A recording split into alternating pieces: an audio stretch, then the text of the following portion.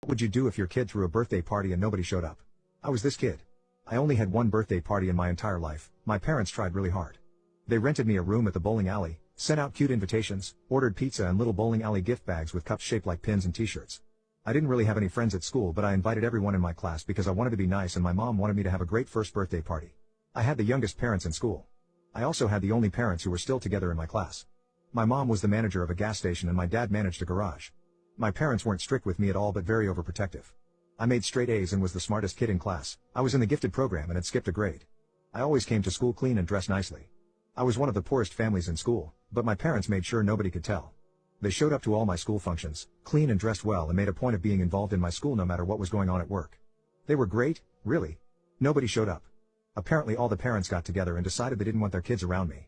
My teacher Ms. Jackson decided she didn't like the poor kid who was doing better in school than her little Colby, so she held a meeting at her house with all the other parents and convinced them they shouldn't let their kids come to my party. She made points on everything ranging from my parents being alcoholics, to me being a bully.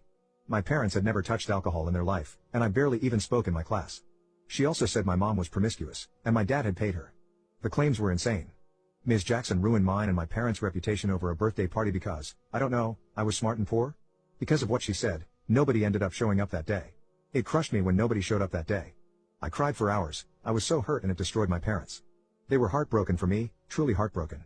They did everything they could to make sure I had fun alone, got a refund on most everything due to the circumstances, and used that money to buy me a new pink Nintendo DS and some games. Here's the thing, if the kids didn't like me and didn't want to come, I would have been hurt, of course. I would have cried. But there's a big difference between a bunch of stupid 10-year-olds not showing up compared to a 40-year-old woman defacing a child and her parents to prevent anybody from going to said child's birthday. When my mother had found out about this, she was not going to let it slide. I saw the anger and rage in her eyes, and was preparing for the worst. On Monday morning, she slammed the doors to my school open, causing an echo through the hallway. All of the kids and parents in the hallway went silent.